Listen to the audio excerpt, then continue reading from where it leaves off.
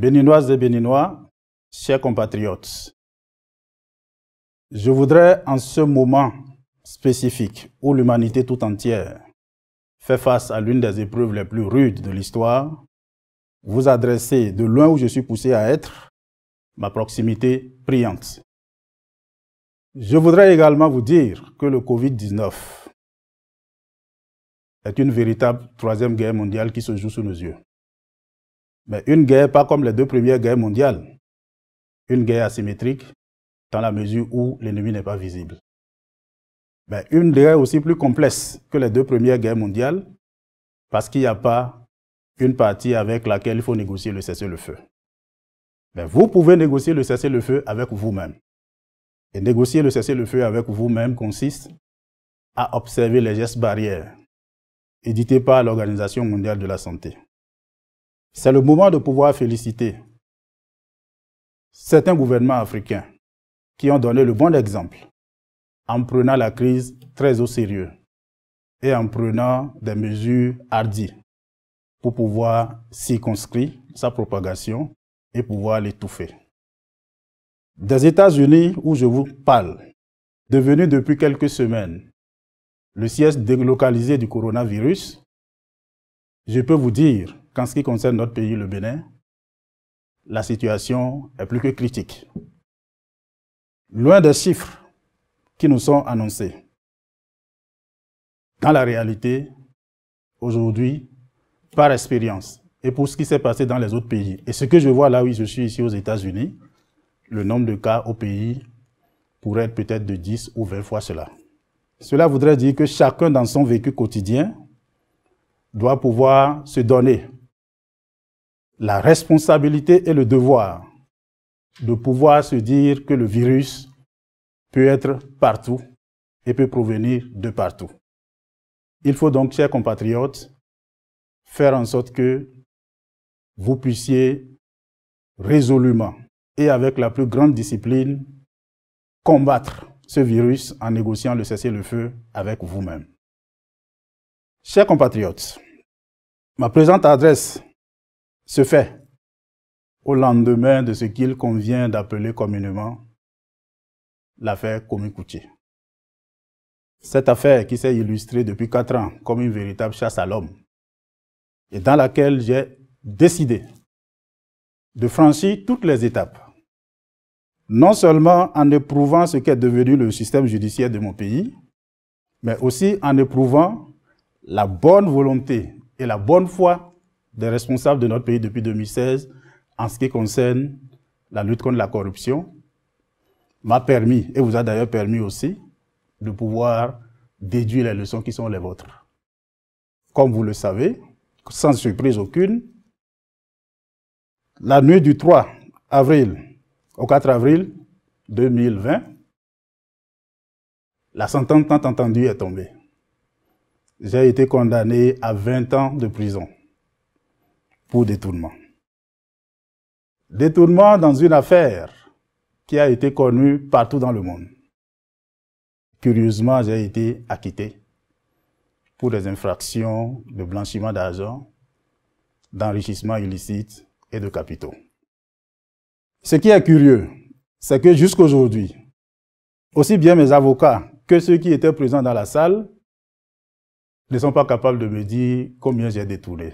Et si je ne me suis pas enrichi illicitement, les produits du détournement sont allés où? Je ne voudrais pas m'attarder sur ce que tout le monde sait déjà. Mais je voudrais simplement vous dire, 20 ans de prison, ça comporte le chiffre 20. Et pour le régime de la rupture, le chiffre 20 est un symbole. 20, c'est le nombre d'années pour lequel tous les responsables de partis politiques obligés à rentrer dans les 2 blocs paternalistes du chef de l'État se sont engagés à renoncer à toute organisation politique et à leur parti politique. 20 ans également, c'est le standard de condamnation des opposants les plus menaçants. Il est clair qu'il y a un tableau de bord de la rupture qui trouve son fondement dans le chiffre 20. Mais 20 ans, Seul le maître du temps sait ce qui peut se passer. Et ceux qui ont donné l'ordre de prononcer cette condamnation de 20 ans, et ceux qui ont été les metteurs en scène, et ceux qui ont été les exécutants, seul ce maître du temps sait ce qui adviendra de leur vie avant que cette échéance n'arrive. Mais je suis convaincu que beaucoup de choses auront évolué dans la planification qui est faite et qui a conduit à cette condamnation. Pour moi, ce n'est pas une condamnation de surprise, parce que le processus continue, parce que je m'y attendais. Le processus continue parce que j'ai décidé d'éprouver le système judiciaire du pays. J'ai donné l'ordre à mes avocats d'aller en appel. Je peux déjà vous dire que je n'attends rien de cet appel, dans la mesure où déjà, c'est le président de la composition qui a connu de l'affaire, qui est aussi le président de la cour d'appel, de la chambre d'appel de la Criette. Il est clair qu'il ne se dédiera pas. Même si par acrobatie, il se fait qu'il ne se met pas dans la composition qui va connaître du dossier en appel, c'est à lui d'affecter à qui il veut pour avoir le résultat qu'il a déjà proclamé en première instance. Ce n'est d'ailleurs pas la première fois que quelqu'un qui, dans le cadre de ce même dossier, l'a connu à une certaine étape, se retrouve ailleurs. Joseph Diobenou, qui était le ministre qui a initié la poursuite, s'est retrouvé à la Cour constitutionnelle et n'a pas hésité à faire un revirement honteux de jurisprudence. Ce dossier ne nous apprendra plus rien. Observez aussi que, dans ce même dossier, entre autres sanctions, il est décidé la confiscation de tous mes biens.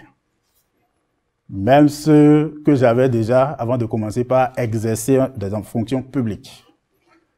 Je ne suis pas surpris, simplement parce que, avant même que l'audit du Fonds national de microfinance ne commence, avec l'aide de proches, tous mes biens avaient été déjà inventoriés. Le mot d'ordre, c'est de bannir définitivement Komi Koutié de la terre Bénin. Une terre pourtant sur laquelle le tout-puissant créateur l'a établi. L'homme dit, il faut le bannir. À vous, mes proches, qui vous préoccupez de cette situation, je voudrais dire ce qui suit. Il y a 24 ans, lorsque j'arrivais à Cotonou pour la première fois, j'étais venu avec 2 pantalons et un sac de voyage déchiré. Si après 24 ans, j'ai pu avoir ce que le plus fort décide de prendre aujourd'hui, c'est Dieu qui a donné, c'est Dieu qui aura repris. Tant que j'aurai la vie, je continuerai. Et tant que Dieu continuera à me donner le souffle, je continuerai. Je voudrais en cela vous dire, vous remercier pour vous qui m'avez personnellement appelé en offrant de l'asile dans mon propre pays à mes enfants qui sont dans ma demeure à Calavi. Je voudrais vous remercier et vous dire, je ne vous mettrai pas en danger. Je sais déjà le nombre de personnes, le nombre d'innocents qui ont déjà fait les frais de cette chasse à l'homme dont je suis victime. Je ne vous mettrai pas dans ce danger-là. Mais je sais que à la fin du rouleau, la vérité va triompher.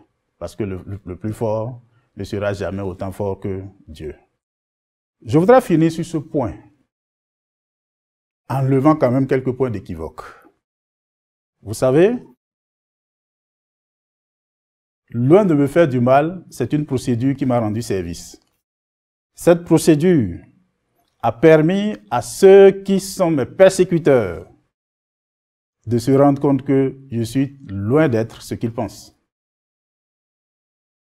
Pour moi, toute la vie est un projet. Et dans ma conception de la vie comme un projet, chaque journée est une vie entière qu'il faut remplir et accomplir. Je n'ai donc pas peur de demain. C'est lorsqu'on a peur de demain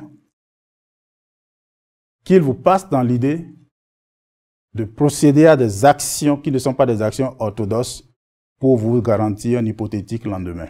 Je n'ai pas peur de demain. Et chaque jour que Dieu fait, j'essaye de remplir ma journée comme toute une vie entière. Ceux qui ont côtoyé ma vie quotidienne savent que j'ai été éduqué pour gagner ma vie à la sueur de mon front. Du travail, et rien que du travail bien fait. Et ceux qui m'ont côtoyé dans mes différentes positions professionnelles savent qu'il ne m'est jamais passé par l'esprit une quelconque idée de procéder par quelque moyen que ce soit pour pouvoir dérober un seul franc de l'État. Et ceux qui ont été payés pour faire des témoignages en charge, en contrepartie de leur liberté, et même ceux qui ont connu de ce dossier savent que le verdict qui est prononcé s'est basé sur du faux. Et je me réjouis qu'il n'y ait pas d'éléments nouveaux par rapport à ce qui a été connu par une justice internationale, comme celle de Madrid, comme les éléments qui ont été connus par la Chambre légale de Interpol, qui tous deux ont conclu qu'il s'agit d'une persécution politique. Et d'ailleurs, la sentence en témoigne. La loi dit clairement, quand quelqu'un détourne, on dit qu'est-ce qu'il a détourné, à quelle occasion il l'a fait, quel est le montant détourné. Toutes choses qui ne sont pas communiquées jusqu'à aujourd'hui. La magie aidant, comme ça c'est toujours illustré dans ce dossier, il est évident qu'avant que ça n'arrive en appel, ces montants peuvent être établis. La sentence demande qu'on arrache tous mes biens. Au détriment même du fait que la loi dit que pour confisquer les biens, c'est les biens qui proviennent des fruits du délit qui sont concernés. Mais puisque la sentence ne peut pas identifier clairement le délit, le mieux c'est de dire, notre objectif étant de le bannir, il faut pouvoir tout prendre. Ce n'est pas grave. Ils ont fêté, ils ont bu du champagne en disant mission accomplie. J'ai aussi fêté, j'ai aussi bu du champagne en disant je remercie Dieu de leur avoir montré que quand on est du faux, dans le faux, on fait toujours un processus éprouvant. Jamais aucun processus judiciaire au Bénin n'aurait demandé autant de manipulation de tests, autant de votes de loi et de reprises de loi pour aboutir à la fin. Mais je voudrais leur assurer que cette fin-là, c'est le commencement de tout. Parce qu'au moment où ils ont cru avoir accompli leur mission et sont en train de sabler du champagne, c'est en ce moment-là exactement que Dieu lui met son horloge en marche. Je voudrais donc vous remercier pour vos soutiens et vous rassurer que, en lieu et place de toute la communication qui vous est faite, moi, Komi Koutié, je n'ai que 2 maisons dans ma vie.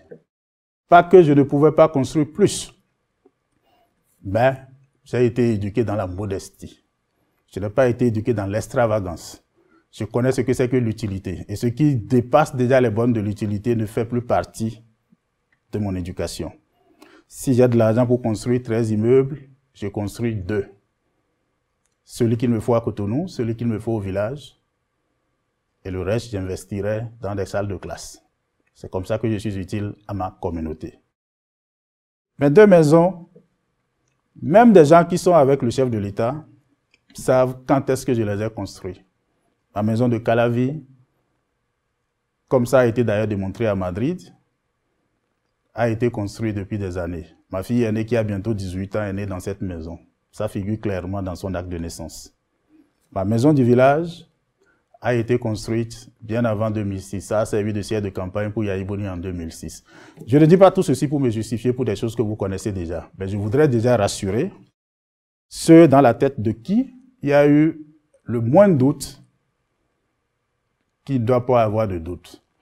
Ce qui importe pour moi, c'est ce que je sais que je suis, que ceux qui me connaissent savent que je suis, et ceux qui me connaîtront découvriront que je suis. Ce n'est pas ce que mes détracteurs veulent que je sois et travaillent à construire que je sois. C'est le plus important.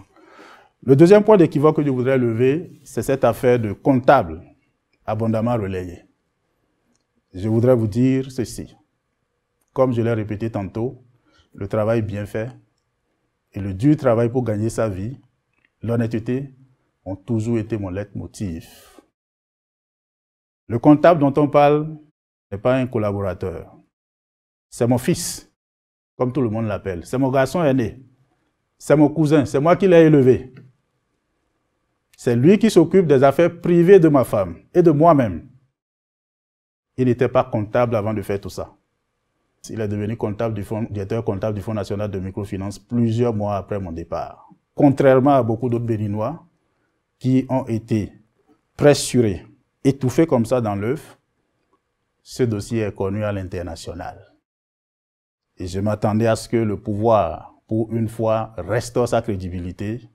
Mais comme l'objectif est clair, il se poursuit. Mais cet objectif n'arrête rien en ce qui concerne mon engagement. C'est cela en ce qui concerne ce dossier. Le Bénin, 4 ans après, donne à réfléchir. Il y a quelques jours, nous avons fêté les 4 ans, chacun en fonction de la position dans laquelle il se trouve. Mais la principale question que nous devons nous poser, c'est qu'est-ce que notre Bénin est devenu 4 ans après? Le Bénin, 4 ans après, peut être comparé à un supermarché tombé sous le contrôle de braqueurs qui tire sur tous les propriétaires qui bougent et qui ne laissent passer que les propriétaires qui sont prêts à aller remplir leur camion amené pour emporter l'objet du crime. C'est comme ça que nous pouvons caricaturer notre pays aujourd'hui. Le Bénin, 4 ans après, c'est un Bénin dans lequel la plus grande richesse, l'édifice démocratique, est complètement détruit. À commencer d'abord par le système judiciaire, qui a complètement déchiqueté notre première richesse, qui était la diversité culturelle et l'unité nationale. Et pour vous en donner les preuves, je vous citerai juste à titre indicatif quelques chiffres que je demande qu'on démente. Est-ce que vous savez que depuis 2016, chers compatriotes, 99,2% de tous ceux qui ont été envoyés en prison sont soit du rang de l'opposition ou des gens qui ne sont pas engagés dans la politique mais qui ont une voix discordante. Tenez, 100% des acquittements, des déclarations de non-lieu ou de déclarations d'incompétence ou de libération pour diverses raisons, bonne conduite en prison, ces 100% sont soit des gens proches de la mouvance ou des gens rentrés là-bas comme de l'opposition ou de voix insoumise et qui prennent l'engagement à l'intérieur de la prison de sortir pour chanter les louanges du pouvoir. Ce n'est pas ça notre Bénin. Et ce n'est pas ça le Bénin qui va garantir l'avenir de nos enfants. Le Bénin également, c'est désormais le pays dont la police et la justice et l'armée lui sont volés. C'est sous le Bénin depuis 2016 que nous voyons une police qui crée un groupement tactique d'intervention dont la mission est de faire des combats de localité. Ça veut dire quoi? En lieu et place du maintien de la paix, de la protection des populations et du maintien de l'ordre, notre police désormais fait des combats de localité contre la population qu'elle est censée protéger. C'est cela notre police. Et c'est là aussi l'une de mes leçons dans ce parcours. J'ai réussi à éprouver la volatilité de ce que peut être le cadre béninois.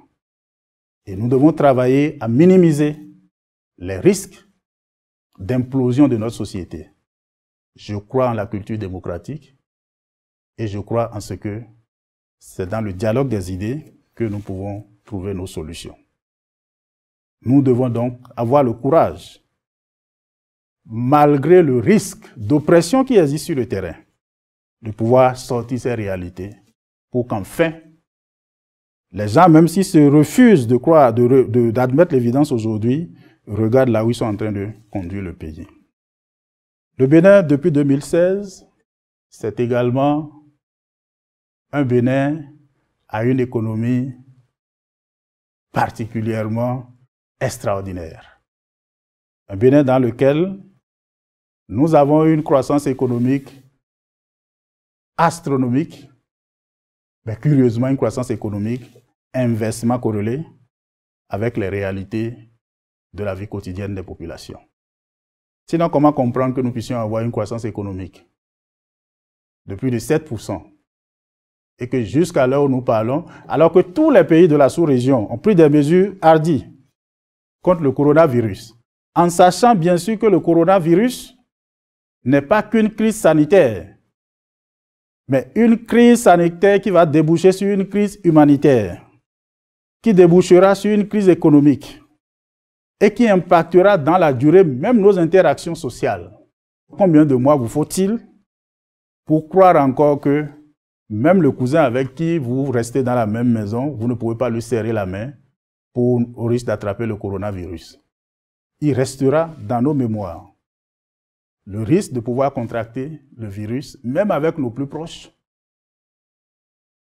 si nous nous rapprochons d'eux, même après le passage du virus. Et le virus affecte même les grandes puissances. Le coronavirus, c'est la preuve de l'impuissance des grandes puissances. Qu'en est-il déjà des 100 puissances que nous sommes? Et que dans ces conditions, le pays le plus performant en matière de croissance économique de la sous-région que nous sommes ne puisse pas être en mesure de dégager même 500 milliards de francs CFA pour aller au secours des bonnes dames, pour obliger les conducteurs de taxi-moto à rester à la maison ne serait-ce que pour un mois, pour obliger les bonnes dames qui se côtoient à millimètre près chaque jour pour survivre à rester à la maison, rien que pour circonscrire le mal. Je pense que c'est une croissance vraiment extraordinaire. Si elle existe, elle est extraordinaire. Et comme je vous l'avais dit, c'est une croissance à laquelle je ne crois pas.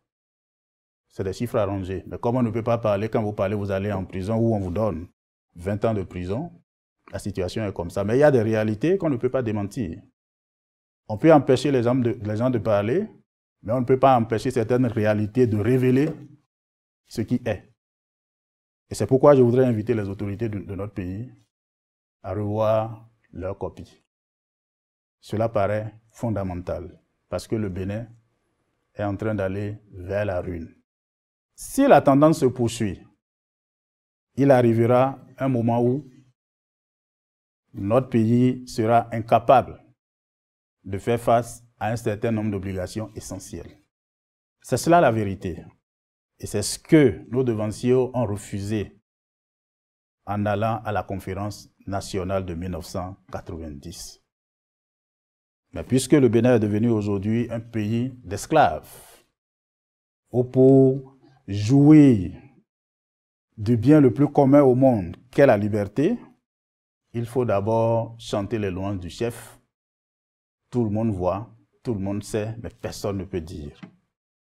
Ou si vous voulez dire, il faut dire ce que le chef aime entendre, mes chers compatriotes. L'heure est grave. Il n'y a plus d'autre solution que de sauver le Bénin. Et pour sauver le Bénin, cela appelle le sacrifice de tous. Nous ne devons pas avoir peur d'être condamnés même à mort.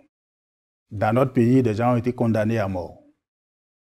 Ils sont là aujourd'hui. Le plus important, c'est que vous sachiez ce que vous êtes en train de faire et ce que vous cherchez pour le pays.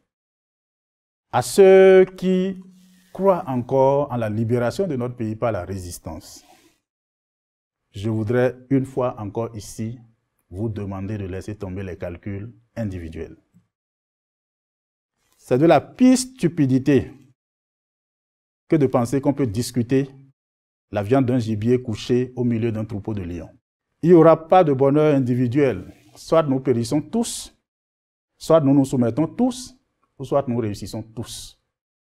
En ce qui me concerne, moi, si le but visé à travers ma condamnation, c'est de dire on va le faire taire, c'est même maintenant que ma bouche s'ouvre.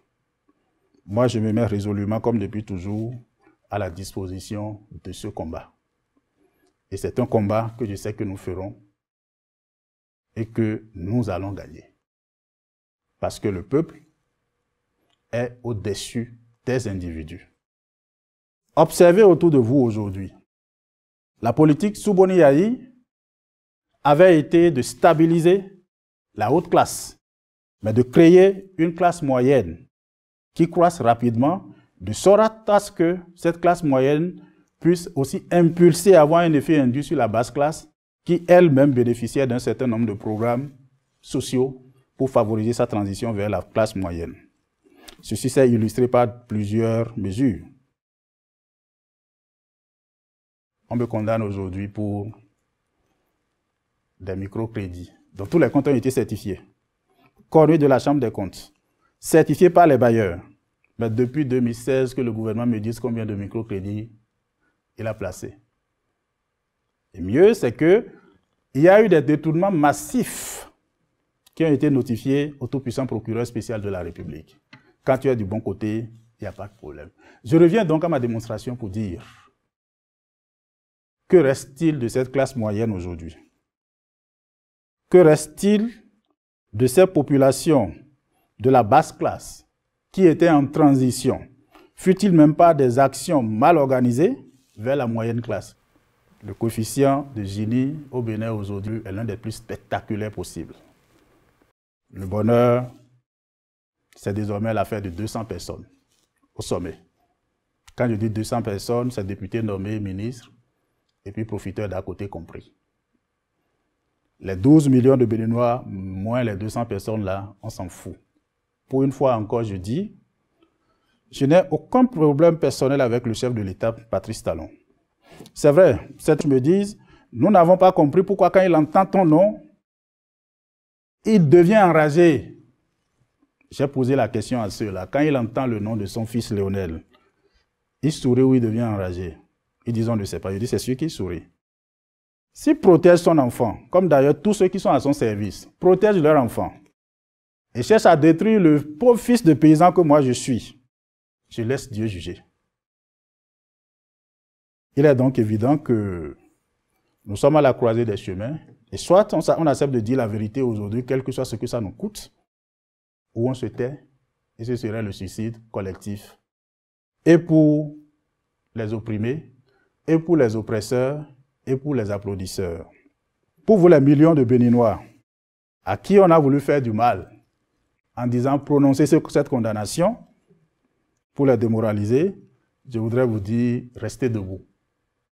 Je vous remercie et une fois encore, prions Dieu, le Tout-Puissant Créateur, qui est au-dessus de tout, et tout ce que chacun de nous adore, qu'il puisse nous préserver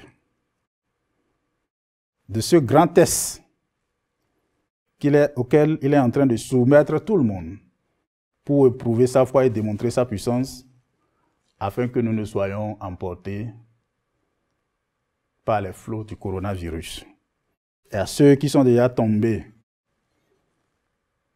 par les affres de cette pandémie, nous souhaitons paix à leurs âmes.